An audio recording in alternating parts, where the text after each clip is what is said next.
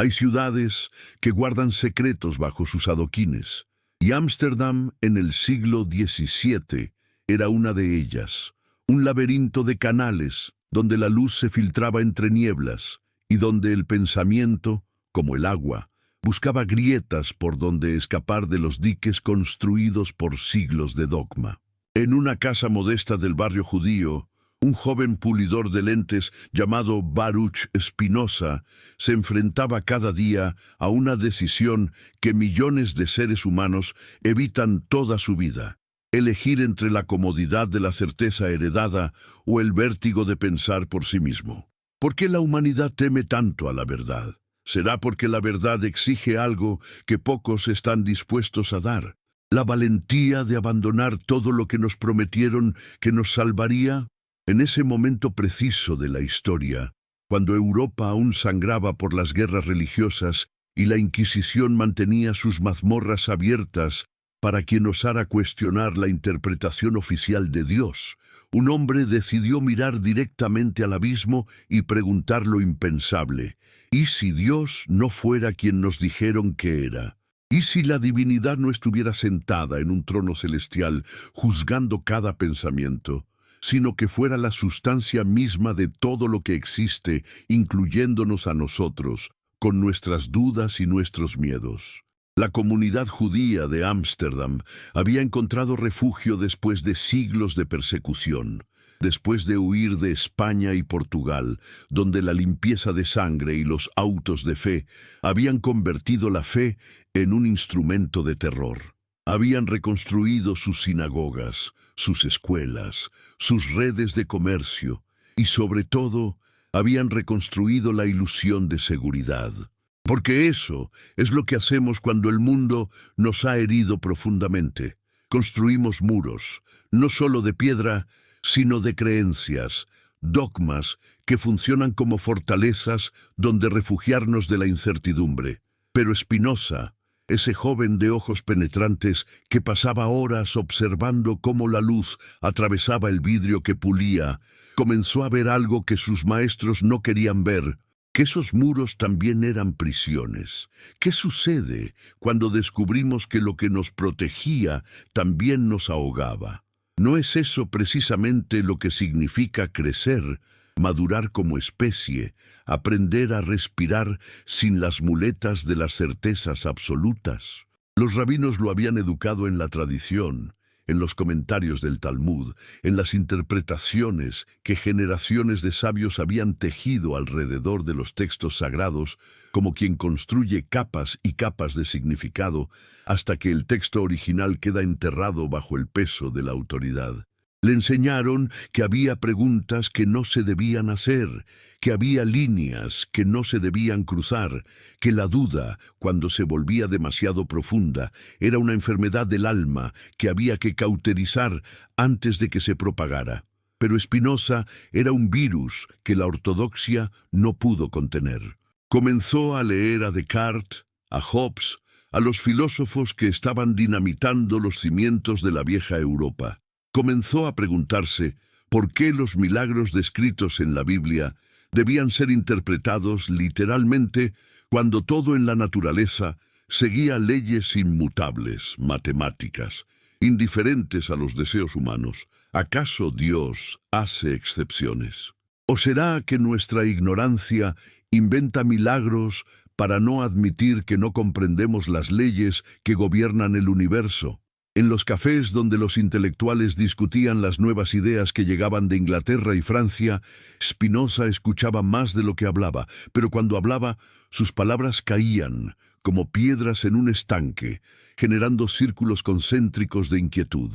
Decía cosas que no se debían decir, que los profetas eran hombres de su tiempo, no receptáculos pasivos de verdades eternas, que la Biblia estaba llena de contradicciones que solo la honestidad intelectual podía abordar, que la religión organizada había pervertido el mensaje original de amor y comprensión, convirtiéndolo en un sistema de control basado en el miedo al castigo eterno. ¿Por qué la religión necesita el miedo para sobrevivir? ¿No debería la verdadera espiritualidad liberar en lugar de esclavizar? Y mientras esas preguntas resonaban en las mentes de quienes lo escuchaban, los líderes de la comunidad judía comenzaron a sentir que algo peligroso estaba gestándose, algo que podía poner en riesgo la frágil paz que habían conseguido construir en esa ciudad de comerciantes tolerantes, pero también vigilantes, porque aquí está la paradoja que Spinoza expuso con su mera existencia.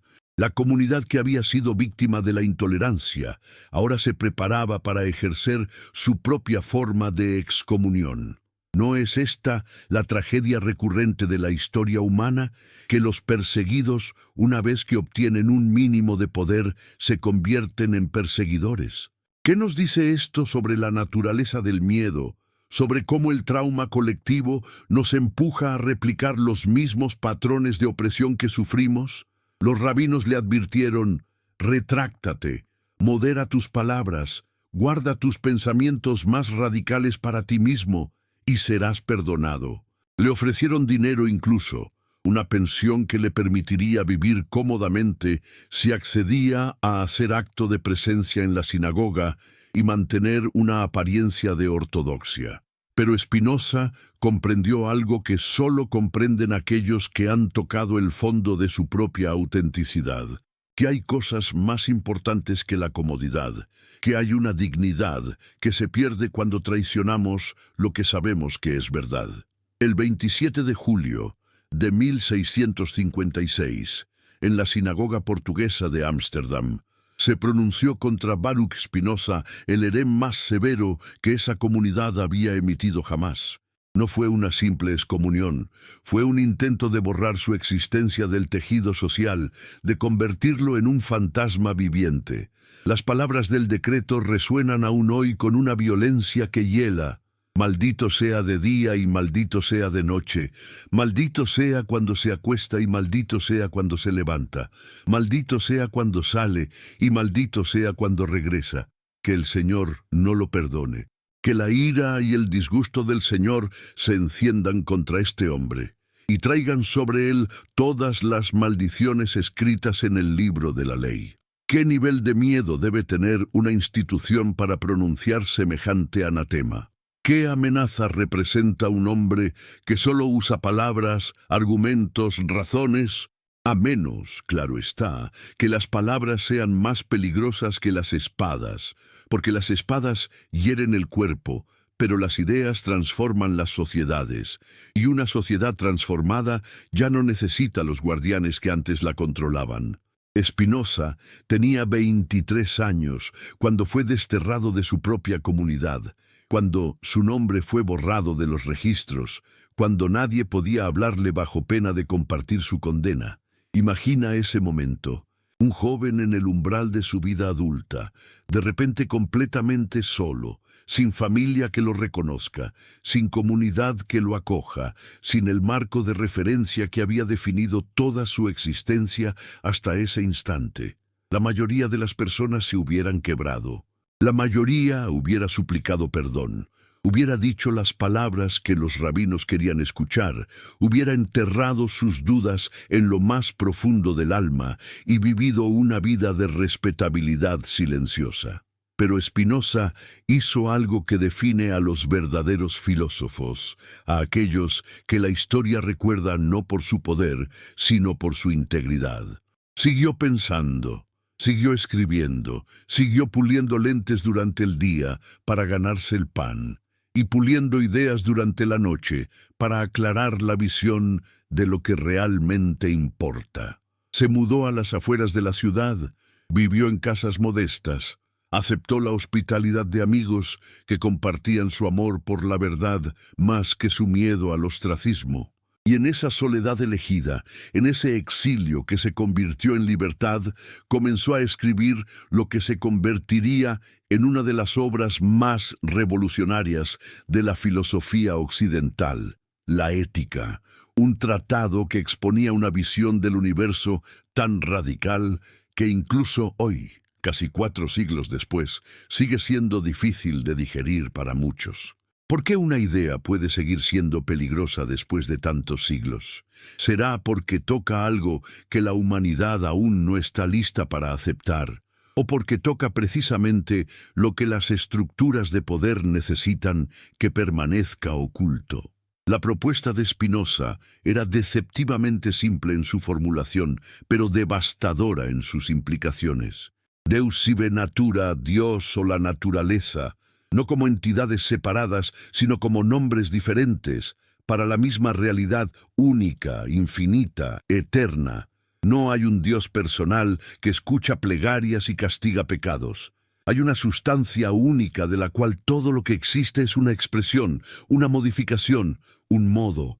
Tú y yo, las estrellas y las piedras, los pensamientos y las emociones, todo es parte de esa única realidad que se despliega según leyes necesarias, no según caprichos divinos ni voluntades sobrenaturales. ¿Qué sucede con nuestras certezas religiosas cuando Dios deja de ser un juez celestial y se convierte en la totalidad de la existencia? ¿Qué pasa con nuestros miedos al castigo eterno cuando comprendemos que no hay nadie allá afuera llevando la cuenta de nuestras faltas? Nos volvemos más morales o menos cuando la ética deja de estar fundamentada en el miedo y comienza a estar fundamentada en la comprensión de nuestra interconexión con todo lo que existe. Este no era el Dios de Abraham, Isaac y Jacob. Este no era el Dios de los cristianos, que envía a su Hijo a morir por nuestros pecados. Este era un Dios que no escucha, que no interviene, que no hace milagros, porque es la estructura misma de la realidad, y la realidad no hace excepciones. Para los religiosos de todas las confesiones, esto era puro ateísmo disfrazado de filosofía. Para Spinoza, era la única manera honesta de reconciliar lo que la ciencia estaba descubriendo sobre el mundo con una concepción de lo divino que no requiriera sacrificar el intelecto en el altar de la superstición. No es curioso que llamemos ateo a quien intenta pensar a Dios de manera más coherente, más compatible con lo que sabemos del universo. ¿No revela esto que lo que realmente defendemos no es a Dios, sino a nuestras ideas sobre Dios, nuestras representaciones humanas, demasiado humanas, de lo divino? Mientras Spinoza escribía en su modesta habitación, Europa se desangraba en conflictos religiosos que habían comenzado con la Reforma Protestante un siglo atrás. Católicos y protestantes se masacraban mutuamente con la certeza de que Dios estaba de su lado. Cada bando convencido de poseer la verdad absoluta, cada bando dispuesto a torturar y ejecutar a quien pensara diferente. La Guerra de los 30 años había dejado regiones enteras despobladas, millones de muertos en nombre de interpretaciones ligeramente diferentes de los mismos textos sagrados. ¿Cómo puede el amor de Dios generar tanto odio? ¿Cómo pueden enseñanzas de paz justificar tanta violencia? Spinoza veía en todo esto la confirmación de su diagnóstico. La religión institucionalizada no había sido creada para elevar al ser humano, sino para controlarlo, no para liberar su espíritu, sino para encadenarlo mediante el miedo.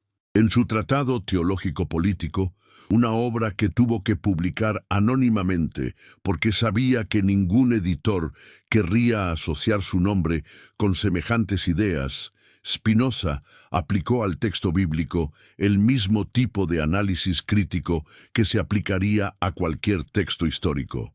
Mostró las contradicciones, las interpolaciones posteriores, las evidencias de que los libros sagrados habían sido escritos por múltiples autores en diferentes épocas con diferentes agendas.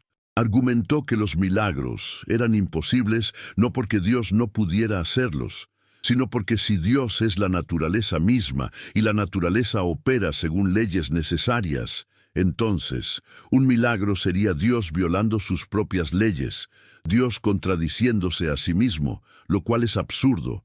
Propuso que los profetas no eran filósofos que comprendían verdades eternas, sino personas con gran imaginación moral que traducían en imágenes poderosas los valores de justicia y compasión que sus sociedades necesitaban escuchar. ¿Qué queda de la religión cuando le quitamos lo sobrenatural?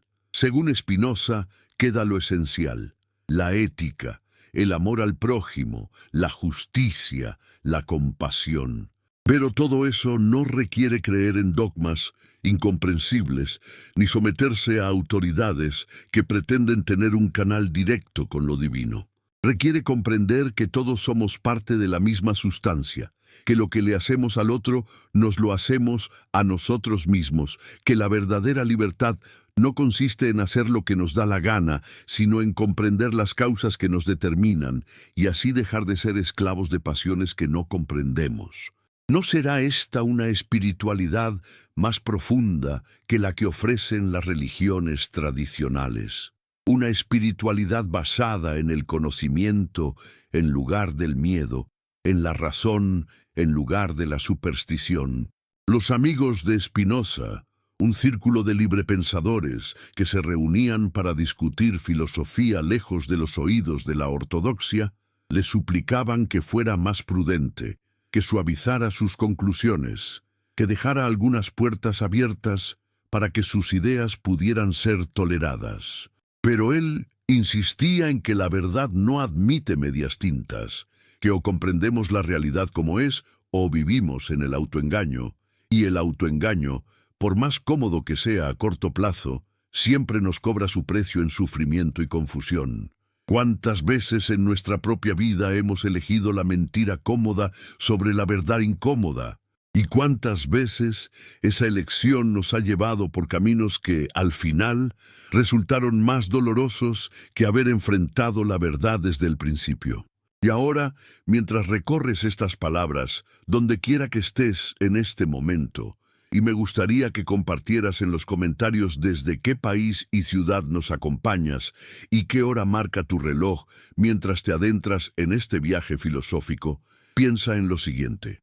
Vivimos en una época donde la información es abundante, pero la sabiduría escasea, donde tenemos acceso a más conocimiento que cualquier generación anterior, pero también estamos más fragmentados, más polarizados, más convencidos de que nuestra tribu, nuestra ideología, nuestra visión del mundo es la única correcta. No estamos repitiendo el mismo error que Spinoza identificó hace casi 4 siglos.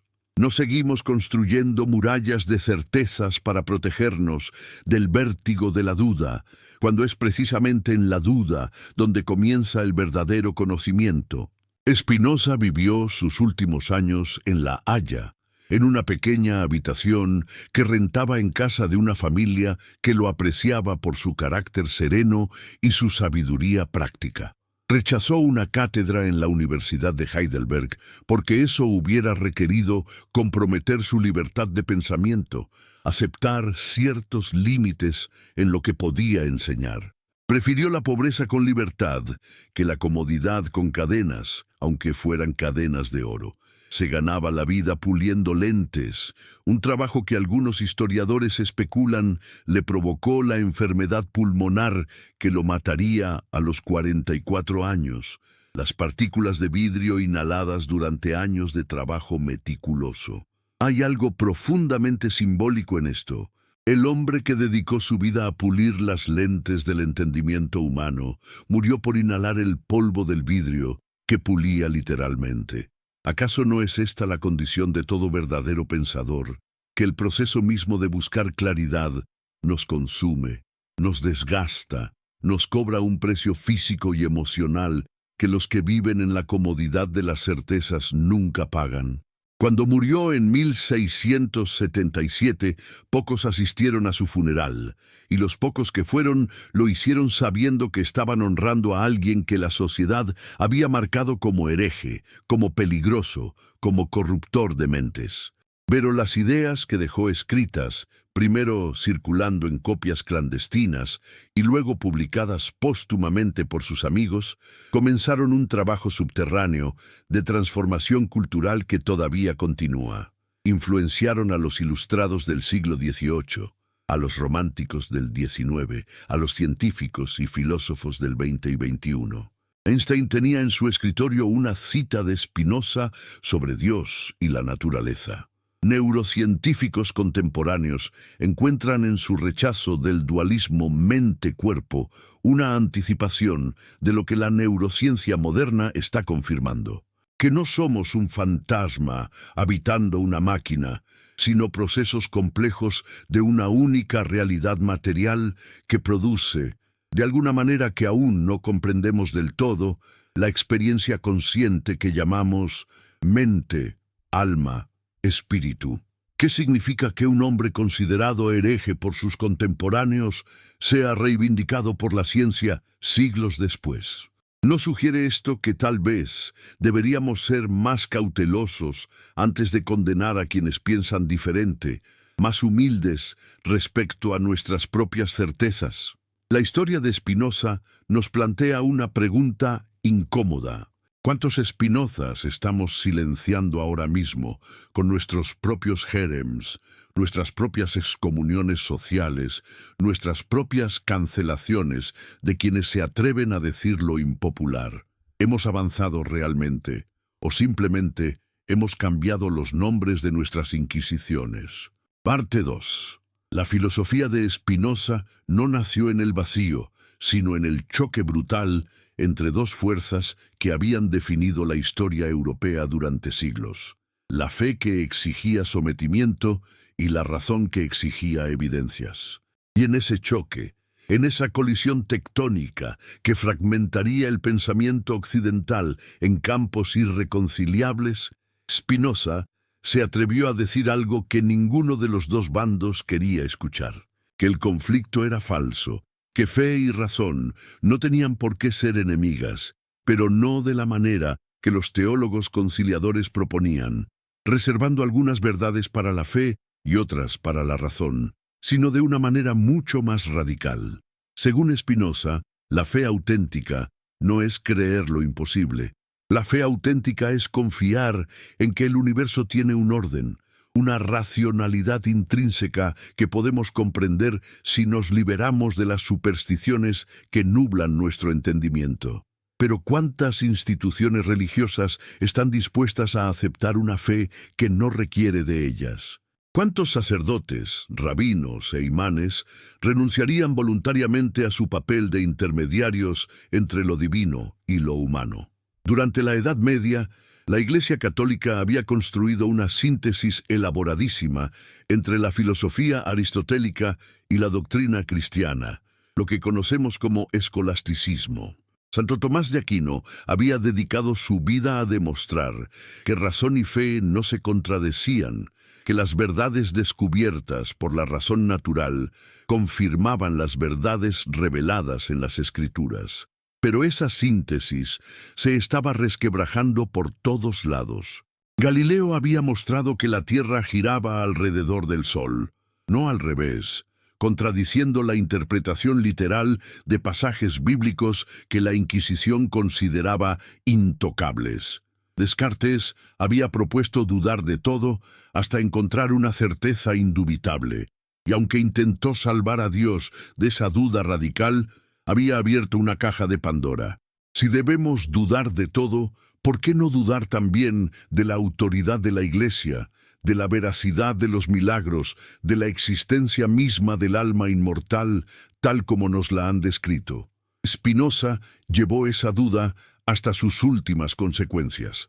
En la segunda parte de su Ética, expone su teoría del conocimiento, distinguiendo tres géneros: el conocimiento sensorial e imaginativo, que es confuso y nos da opiniones vagas sobre las cosas; el conocimiento racional, que comprende las relaciones causales y las leyes generales que gobiernan la realidad; y el conocimiento intuitivo, que capta en un fogonazo la conexión de todas las cosas con la sustancia infinita, con Dios naturaleza. Este tercer género es lo que otras tradiciones llaman iluminación, experiencia mística, visión beatífica. Pero Spinoza insiste en que no es algo sobrenatural que Dios concede a sus elegidos.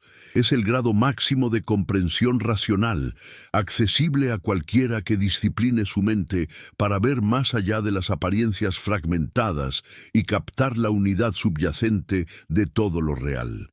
¿No es esta una mística sin misterio, una espiritualidad sin superstición?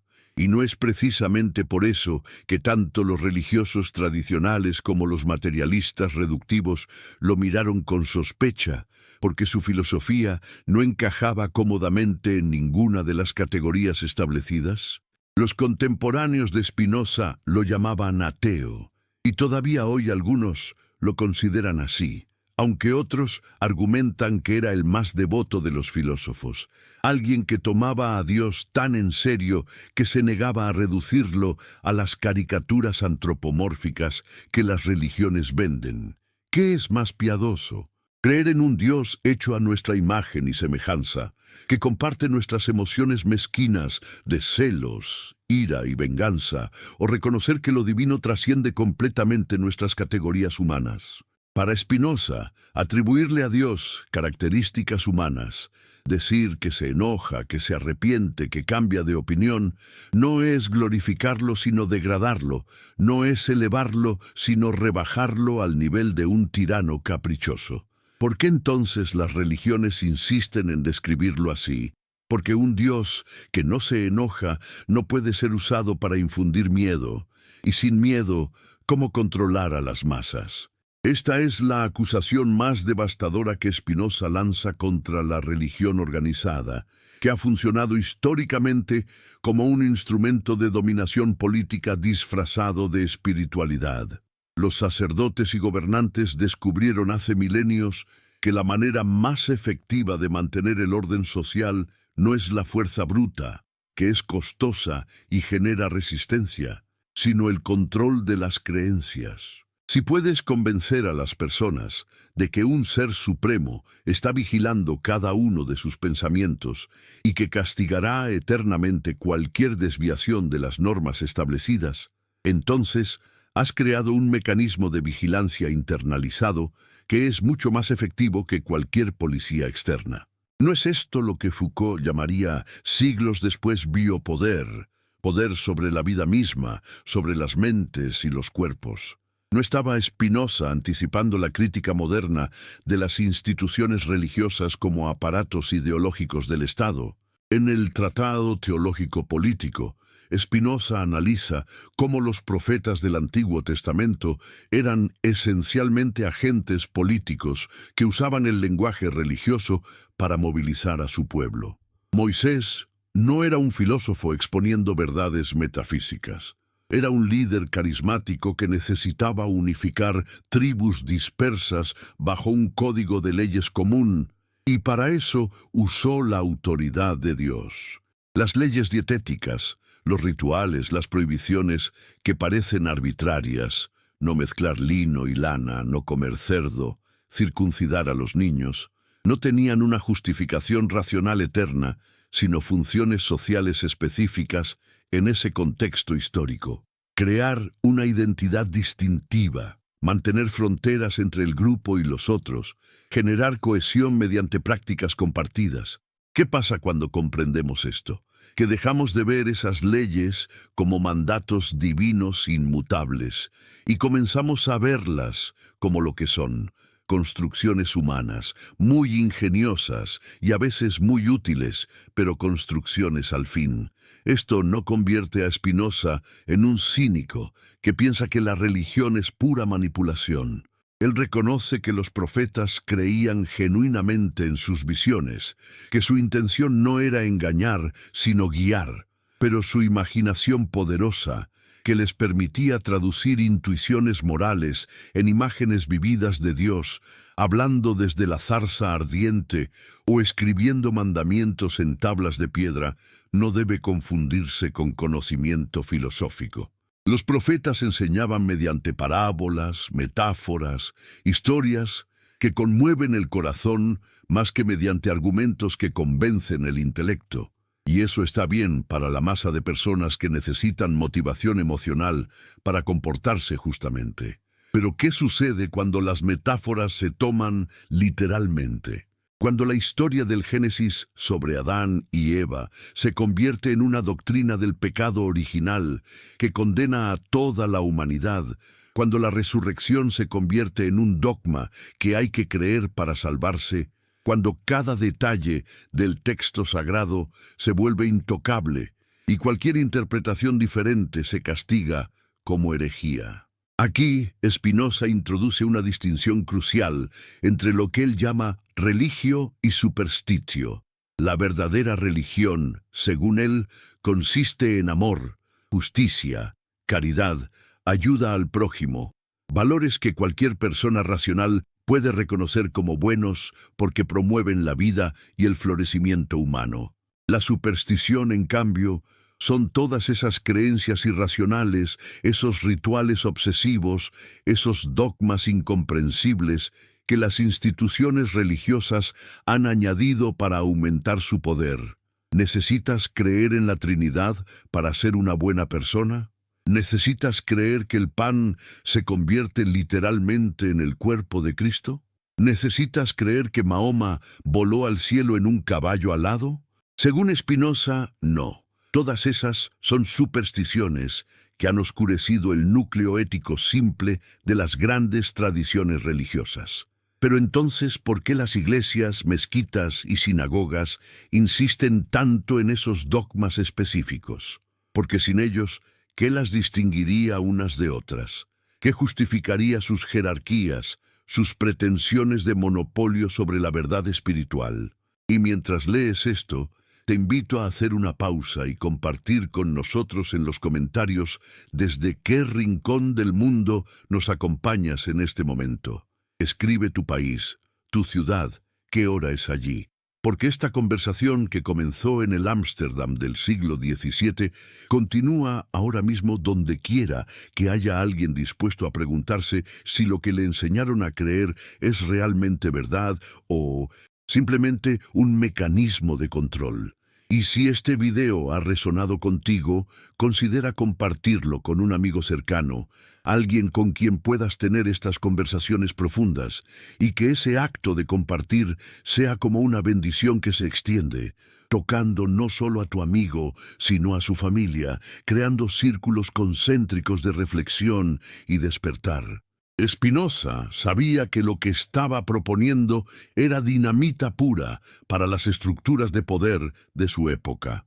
En un mundo donde el derecho divino de los reyes era la justificación de las monarquías absolutas, donde la obediencia a la autoridad religiosa era considerada sinónimo de virtud, decir que cada persona debe usar su propia razón para determinar qué es verdadero y qué es falso, era fomentar la revolución.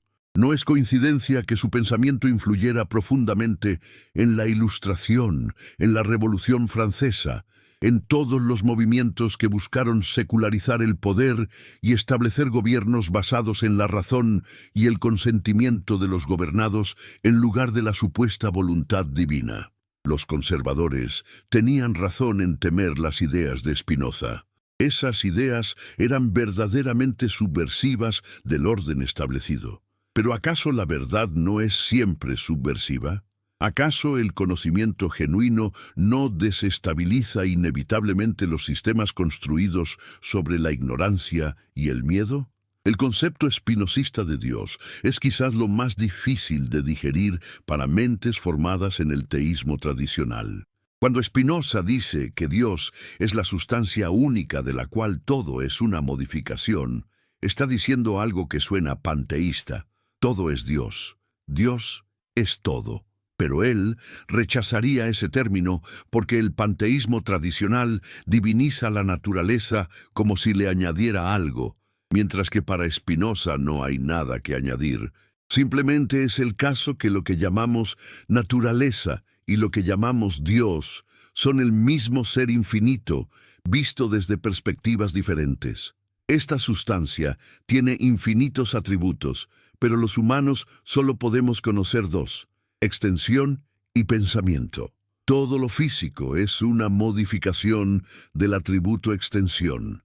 Todo lo mental es una modificación del atributo pensamiento. Pero no son dos sustancias separadas, el error de Descartes, sino el mismo ser único expresándose de dos maneras que nosotros podemos percibir. ¿Qué implica esto para el problema mente-cuerpo que tanto ha atormentado a la filosofía? Que no hay problema. La mente y el cuerpo no son dos cosas que interactúan misteriosamente. Son el mismo evento visto desde dos perspectivas diferentes. Cuando mi cuerpo se mueve, mi mente quiere moverse. No es que mi voluntad mental cause el movimiento corporal, sino que el movimiento corporal y la volición mental son una misma cosa descrita de dos maneras. Esto suena abstracto, pero tiene consecuencias concretas. Significa que no hay libre albedrío en el sentido tradicional. La idea de que mi voluntad incorpórea puede elegir libremente independientemente de todas las causas previas, porque todo, incluidos nuestros pensamientos y decisiones, está determinado por la naturaleza de la sustancia única y las leyes que la gobiernan. ¿Somos entonces robots, autómatas sin responsabilidad moral? No, dice Spinoza, porque aunque no tenemos libre albedrío, sí tenemos diferentes grados de libertad. Somos más libres cuando comprendemos las causas que nos determinan y menos libres cuando somos empujados por pasiones que no entendemos. Esta es una de sus intuiciones más profundas, que la libertad no es ausencia de determinación, sino comprensión de la determinación. Cuando no entiendo por qué deseo lo que deseo, por qué temo lo que temo, por qué me enojo cuando me enojo, soy esclavo de esas emociones.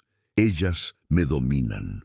Pero cuando mediante el autoconocimiento llegó a comprender las causas de mis estados mentales, cuando veo que mi ira viene de sentirme amenazado y que esa amenaza es a menudo imaginaria, entonces tengo la posibilidad de no ser dominado por esa ira. No la elimino. Las pasiones son parte natural de ser humano, pero dejo de ser su esclavo ciego. ¿No es esto extraordinariamente similar a lo que la psicología moderna y las prácticas contemplativas de mindfulness proponen? ¿No estaba Spinoza anticipando lo que la terapia cognitiva descubriría siglos después, que nuestros sufrimientos vienen en gran medida de nuestras interpretaciones erróneas de la realidad y que modificar esas interpretaciones nos libera? Pero aquí viene otra bomba filosófica.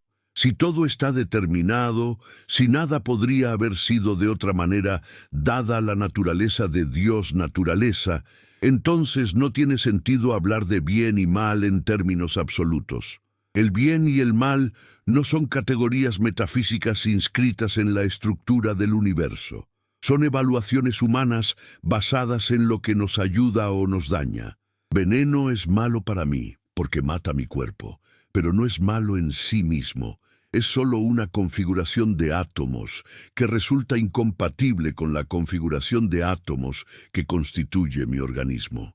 Lo que llamamos pecado es simplemente ignorancia, falta de comprensión de lo que realmente nos conviene. Entonces, ¿Hitler no era malo? Spinoza diría que Hitler actuó desde una comprensión profundamente distorsionada de la realidad, desde pasiones destructivas que lo dominaban completamente, desde un estado de esclavitud mental tan extremo que causó sufrimiento masivo. Pero llamarlo malvado en el sentido de que eligió libremente el mal, como un ángel caído que dice, prefiero reinar en el infierno que servir en el cielo, es proyectar sobre él un poder de elección que nadie tiene. Todos actuamos según nuestra naturaleza y las circunstancias que nos han formado. Esto elimina la responsabilidad moral. De nuevo, Spinoza diría que transforma nuestra comprensión de ella. Castigar a alguien porque merece castigo, porque el universo exige retribución, no tiene sentido en su sistema, pero sí tiene sentido protegernos de personas cuyas naturalezas las llevan a dañar. Y tiene sentido intentar educar, reformar, modificar las circunstancias que producen comportamientos destructivos. Es una ética consecuencialista, pragmática, que evalúa acciones por sus resultados reales más que por intenciones supuestamente libres. ¿No es esta una base más sólida para la justicia que la fantasía del libre albedrío y el castigo retributivo? ¿Cuánto sufrimiento innecesario se ha causado en la historia por la creencia en que los malos merecen sufrir, cuando en realidad todos somos productos de causas que no elegimos? Las implicaciones políticas de esta filosofía son enormes. Si no hay mandatos divinos grabados en piedra, si todas las leyes y normas morales son construcciones humanas, entonces la legitimidad de cualquier gobierno, cualquier ley, cualquier estructura social debe evaluarse según un criterio puramente pragmático. ¿Sirve para el florecimiento humano o no? Spinoza era, en este sentido, un demócrata radical para su época. Argumentó que el Estado existe para permitir que las personas vivan en paz y seguridad, persigan sus intereses y desarrollen sus capacidades. Un Estado que use la religión para oprimir, que castigue a la gente por sus creencias, que limite la libertad de pensamiento y expresión, está traicionando su única función legítima. ¿No suena extraordinariamente moderno? ¿No es básicamente la filosofía liberal de los derechos humanos que consideramos obvia, pero que en el siglo XVII era herejía pura? Y sin embargo, Spinoza no era un utópico ingenuo. Reconocía que la mayoría de las personas viven dominadas por sus pasiones, miedo, codicia, vanidad, y que por tanto es ingenuo esperar que la razón gobierne la política. El Estado debe organizarse asumiendo que los humanos son irracionales, emocionales, egoístas, y debe diseñar instituciones que canalicen esos impulsos de maneras que no destruyan la sociedad. Aquí anticipa toda la tradición del institucionalismo político moderno, de los checks and balances constitucionales, de la idea de que no puedes confiar en la virtud de los gobernantes, sino que debes diseñar sistemas donde incluso gobernantes viciosos no puedan hacer demasiado daño, porque su poder está limitado por leyes y contrapesos. ¿No es asombroso cuánto de lo que consideramos sabiduría política moderna estaba ya en Spinoza? Pero la pregunta que carcome este sistema filosófico, la pregunta que sus críticos siempre plantean, es: si todo está determinado, si somos solo olas en el océano de la sustancia única, ¿qué sentido tiene esforzarse? ¿Por qué no simplemente dejarse llevar por las pasiones total? No podemos hacer otra cosa que lo que estamos determinados a hacer. Spinoza responde que eso es un malentendido fundamental. Precisamente porque estamos determinados, porque nuestra naturaleza busca perseverar en el ser, lo que él llama conatus, el esfuerzo de cada cosa por continuar existiendo. Es natural que busquemos comprender mejor la realidad para actuar más efectivamente. No elegimos buscar la verdad. Estamos constituidos de tal manera que, cuando vislumbramos la verdad, nos sentimos atraídos hacia ella como el hierro hacia el imán. La filosofía no es un imperativo moral que nos gritan desde fuera. Es la expresión de nuestra naturaleza más profunda cuando no está distorsionada por el miedo y la superstición. ¿Qué significa que las verdades más profundas sobre el universo fueron vistas con tanta claridad por un hombre que vivió en una época tan diferente a la nuestra? ¿Será que la verdad es intemporal o que simplemente hay ciertas preguntas que cada generación debe enfrentar nuevamente con los recursos intelectuales de su tiempo? Spinoza no tenía neurociencia, no tenía física cuántica, no tenía teoría de la evolución, y sin embargo, con solo la fuerza de su razón y la honestidad brutal de negarse a aceptar respuestas cómodas, construyó una visión del mundo que sigue siendo desafiante, provocativa, inquietante. ¿No es ese el signo de la filosofía genuina, que no envejece, que no se vuelve obsoleta con nuevos descubrimientos científicos, sino que se profundiza, se enriquece, se vuelve más relevante. Parte 3. Hay momentos en la historia del pensamiento donde todo lo que parecía sólido se disuelve en el aire, y las certezas que generaciones consideraron eternas se revelan como construcciones frágiles sostenidas solo por la fuerza de la costumbre y el miedo al cambio. El siglo XVII fue uno de esos momentos bisagra donde el mundo medieval moría y el mundo moderno nacía entre convulsiones. Y Spinoza fue uno de los parteros de ese nacimiento, uno de los que tuvieron el coraje de decir en voz alta lo que otros apenas se atrevían a pensar, que el emperador está desnudo, que las instituciones que gobernaban las mentes y los cuerpos con supuesta autoridad divina eran construcciones humanas, llenas de contradicciones, sostenidas por la fuerza más que por la verdad. Pero aquí está el misterio que debemos confrontar en esta última parte de nuestro viaje. ¿Por qué esa verdad, vista con tanta claridad hace casi 4 siglos, sigue siendo resistida? ¿Por qué en pleno siglo XXI, con toda la ciencia y todo el conocimiento acumulado, millones de personas siguen aferrándose a visiones del mundo que Spinoza mostró como insostenibles? ¿No será que hay algo en la naturaleza humana que prefiere la seguridad de la ilusión a la libertad de la verdad? La última década de la vida de Spinoza fue una paradoja viviente. Por un lado, su reputación como el hereje más peligroso de Europa se consolidaba. Su nombre se usaba como sinónimo de ateísmo y nihilismo. Los predicadores lo denunciaban desde los púlpitos y los censores prohibían sus obras. Por otro lado, un pequeño círculo de admiradores crecía alrededor de él, personas que habían leído sus manuscritos, circulando clandestinamente, y que reconocían en su pensamiento no la destrucción de todos los valores, sino su refundación sobre bases más sólidas. Visitaban su modesta habitación para discutir filosofía, le escribían cartas con preguntas y objeciones, y él respondía con paciencia infinita, explicando, clarificando, nunca condescendiendo. ¿Qué clase de persona, excomulgada, marginada, viviendo en una pobreza que rozaba la miseria, mantiene la serenidad filosófica hasta el final? ¿No es esto la prueba viviente de su doctrina, que quien comprende verdaderamente la naturaleza de las cosas alcanza una paz interior que ninguna circunstancia externa puede destruir? En la última parte de su Ética, Spinoza desarrolla su teoría de la libertad y la beatitud, el estado mental que otros llaman salvación, pero que para él es simplemente la experiencia de comprender nuestra conexión con la totalidad del ser.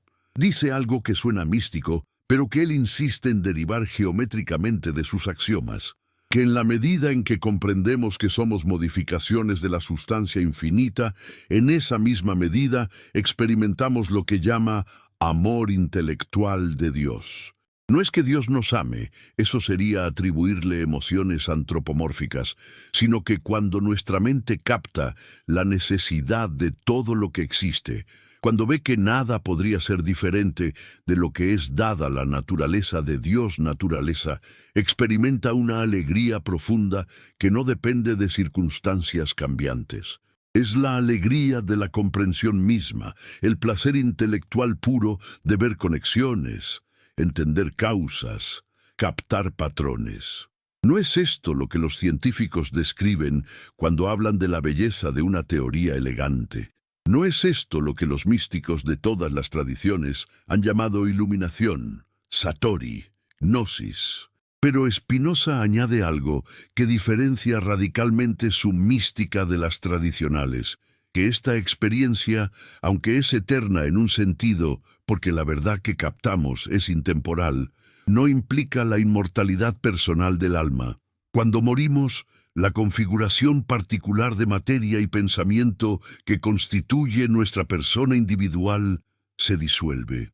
No hay un yo que sobrevive para disfrutar o sufrir en otra vida. Lo que es eterno no es mi alma, sino las verdades que he comprendido, las ideas que forman parte del intelecto infinito de Dios. Cuando comprende una verdad matemática, por ejemplo, que los ángulos de un triángulo suman 180 grados, esa comprensión participa de lo eterno, porque la verdad era verdad antes de que yo naciera y seguirá siendo verdad después de que muera. En ese sentido, dice Spinoza en una de sus afirmaciones más bellas y enigmáticas, sentimos y experimentamos que somos eternos. No es una creencia en la vida después de la muerte, es la experiencia directa de participar mientras vivimos en algo que trasciende nuestra existencia temporal. ¿Qué hacemos con esto? Para millones que han basado sus vidas en la promesa del cielo y el temor al infierno, la visión de Spinoza es devastadora. Si no hay recompensa ni castigo después de la muerte, ¿qué motiva el comportamiento moral? Spinoza responde que el verdadero comportamiento ético nunca ha estado motivado por premios y castigos. Eso es moralidad infantil, moralidad de esclavos.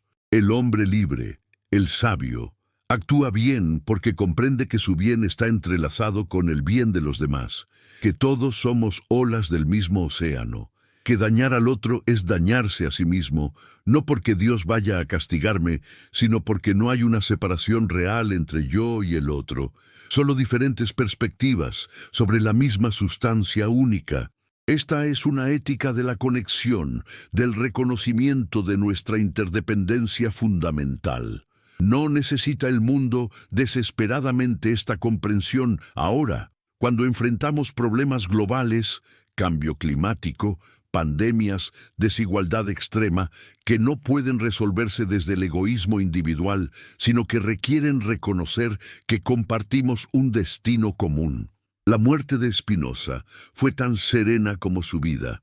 Los testigos reportan que pasó su última mañana conversando con su casero sobre filosofía. Comió un poco de sopa para el almuerzo y por la tarde, mientras su casero había bajado a la iglesia, simplemente dejó de respirar. Su cuerpo, gastado por la tuberculosis, probablemente agravada por años de inhalar polvo de vidrio, cedió sin drama. Tenía 44 años, una edad que hoy consideraríamos joven, pero que en el siglo XVII no era inusual. ¿Qué hubiera logrado con más tiempo? ¿Qué ideas aún sin desarrollar se perdieron con él? Pero quizás estas preguntas son irrelevantes. Lo que importa no es cuánto vivió, sino cómo vivió. Y la respuesta es, con una integridad intelectual tan radical que pagó el precio máximo de marginación social sin un momento de autocompasión o arrepentimiento. Sus amigos, ese pequeño círculo de admiradores que habían guardado sus manuscritos, se apresuraron a publicar sus obras póstumamente antes de que las autoridades pudieran confiscarlas. Sabían que lo que tenían entre manos era dinamita intelectual que cambiaría el curso de la historia si lograba sobrevivir el primer embate de censura. Y tenían razón. A pesar de que la ética fue inmediatamente prohibida por la Iglesia Católica y por las autoridades protestantes, a pesar de que durante generaciones poseer un ejemplar era arriesgarse a la persecución, las ideas se filtraron. Porque las ideas verdaderas tienen una cualidad viral. Una vez que están en el mundo, no pueden ser completamente erradicadas. Pueden ser suprimidas, malinterpretadas, combatidas, pero siguen ahí esperando el momento cuando las circunstancias sean propicias para florecer nuevamente.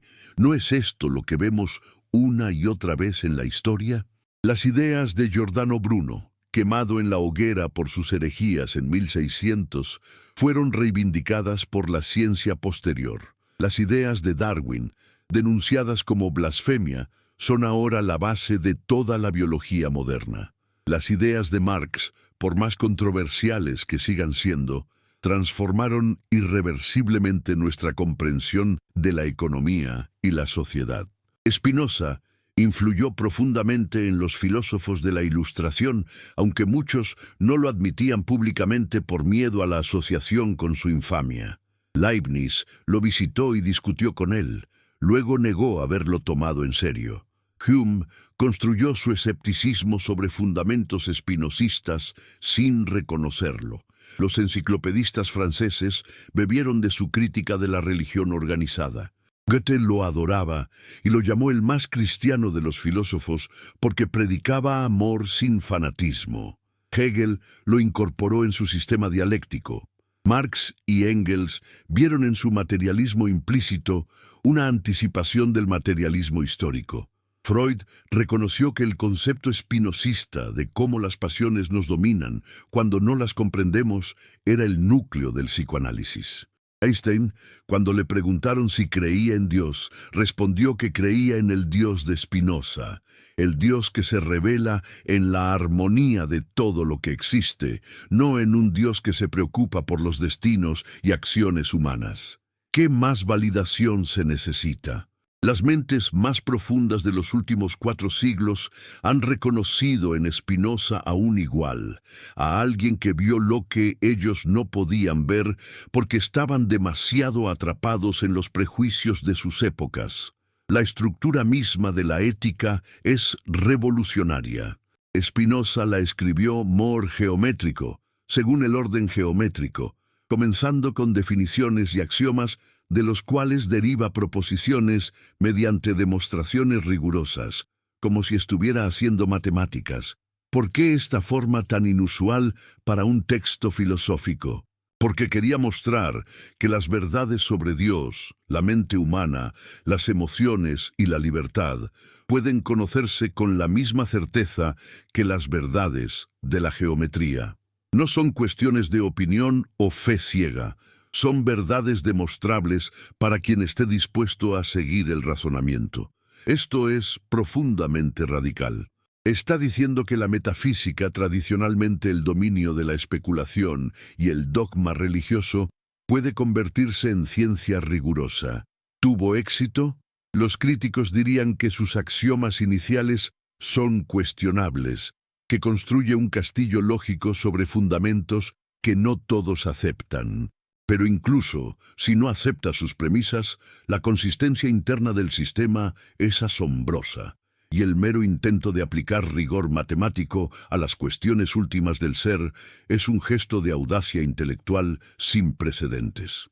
La obra está dividida en 5 partes que trazan un viaje desde la metafísica más abstracta hasta las consideraciones más prácticas sobre cómo vivir. La primera parte trata de Dios, estableciendo que solo existe una sustancia infinita con infinitos atributos. La segunda parte analiza la naturaleza y origen de la mente humana, mostrando cómo mente y cuerpo son el mismo individuo expresado en 2 atributos diferentes. La tercera parte explora el origen y naturaleza de los afectos, las emociones, pasiones, sentimientos que nos mueven. Aquí Spinoza se convierte en un psicólogo avant la lettre, diseccionando amor, odio, esperanza, miedo, ambición, envidia, mostrando cómo cada emoción surge de la interacción entre nuestra naturaleza y las cosas externas que aumentan o disminuyen nuestra potencia de actuar. No moraliza, simplemente analiza. El odio no es malo en sentido moral. Es una pasión que surge cuando algo disminuye nuestra alegría, y como todas las pasiones, nos domina cuando no comprendemos sus causas. La cuarta parte, titulada De la servidumbre humana o de las fuerzas de los afectos, expone cómo vivimos esclavizados por emociones que no controlamos.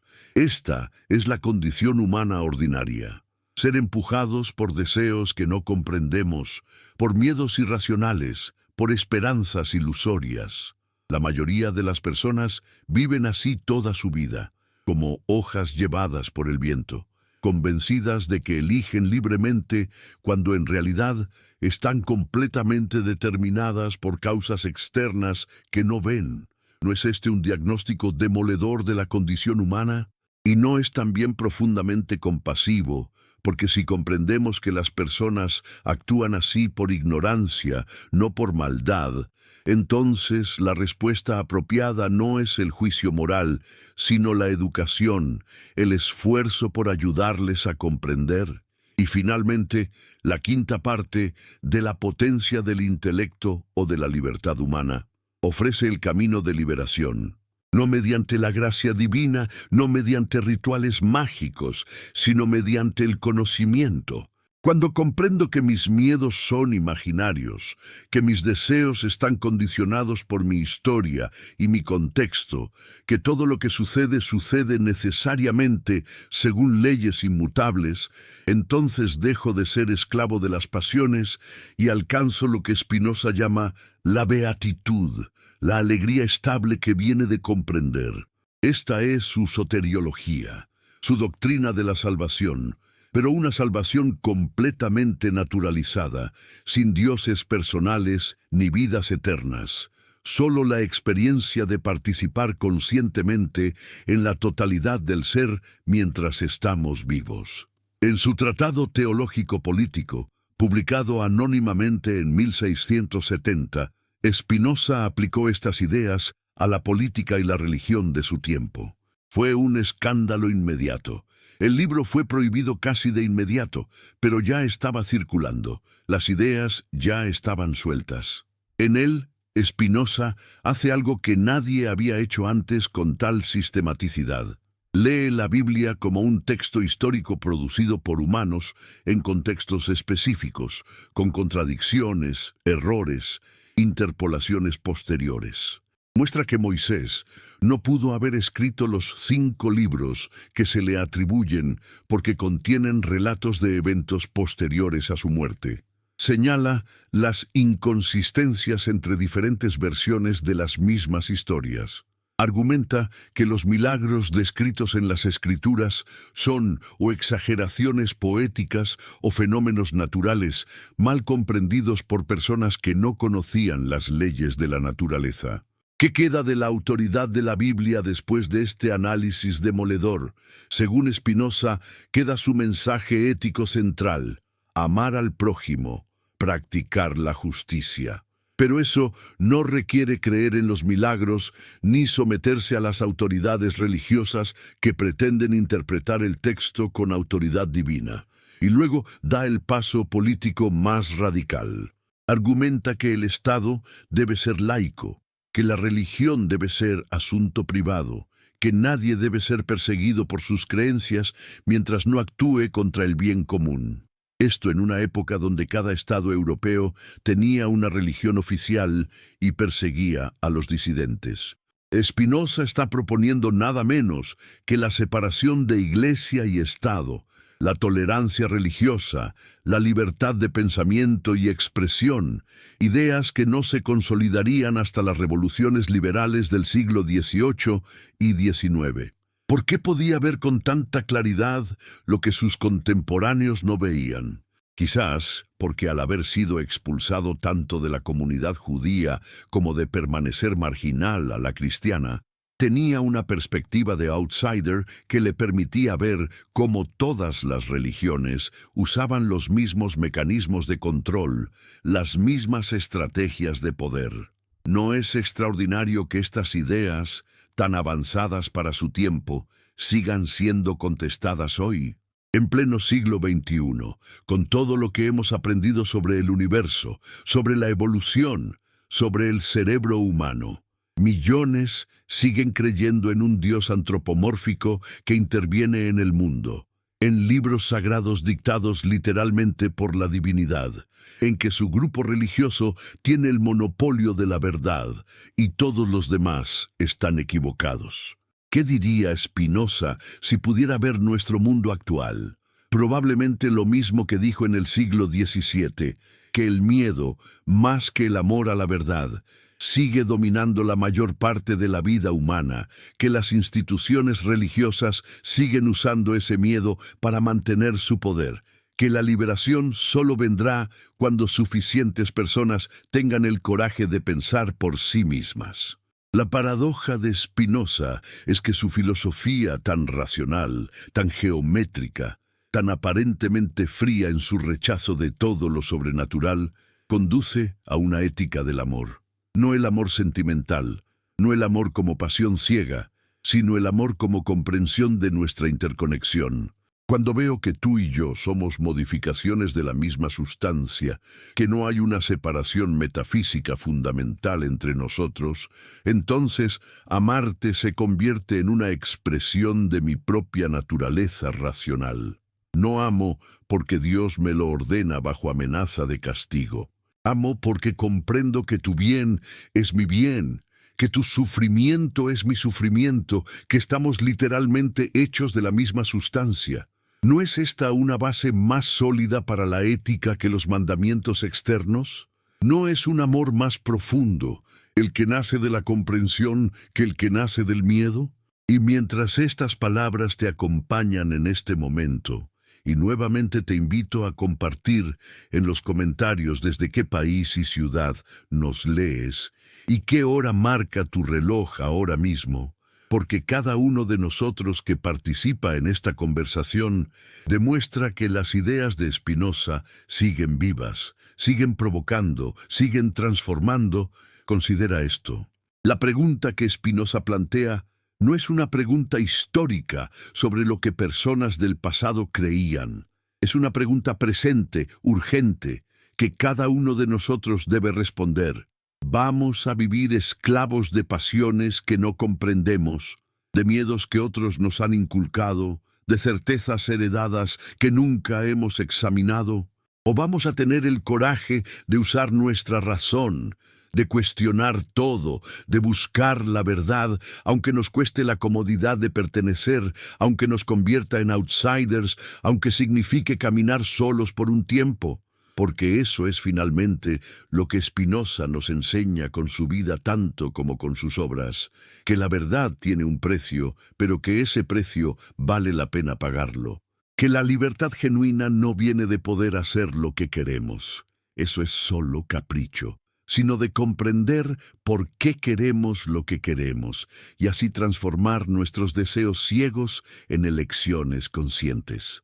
Que la divinidad no está en un cielo lejano juzgándonos, sino en cada átomo del universo, en la ley que gobierna el movimiento de las galaxias y el crecimiento de cada planta, y que participamos de esa divinidad no mediante rituales, sino mediante la comprensión.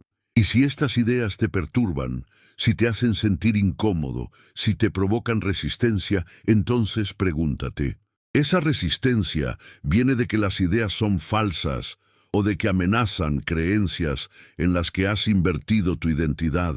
¿No será que la verdadera fe comienza cuando las certezas se quiebran? ¿No será que el miedo a la duda es el signo más claro de que nuestra fe no es fe, sino dogma, no es confianza, sino necesidad neurótica de control? Spinoza murió joven, pobre, solo en términos sociales, pero acompañado por las verdades que había descubierto. Y esas verdades, que todo es uno, que comprender es liberarse, que el amor nace del conocimiento, que no hay dioses celosos, sino solo la naturaleza infinita desplegándose según sus leyes necesarias. Esas verdades no pueden ser enterradas para siempre. Pueden ser suprimidas por generaciones, malinterpretadas, combatidas con hogueras y excomuniones, pero siguen ahí, esperando a cada mente que tenga el coraje de mirar directamente y sin parpadear a la realidad tal como es, no como querríamos que fuera. Y si después de leer estas palabras sientes el impulso de compartir este viaje con alguien cercano, con un amigo que también busca respuestas más profundas que las que la cultura dominante ofrece, hazlo como un acto de amor spinocista. Compartir conocimiento es aumentar la potencia de actuar del otro, es contribuir a su liberación, y en ese acto tú también te liberas más. Que las bendiciones, entendidas no como intervenciones sobrenaturales, sino como el florecimiento natural de una vida vivida con comprensión, lleguen a tu familia y a todos aquellos con quienes compartas estas ideas.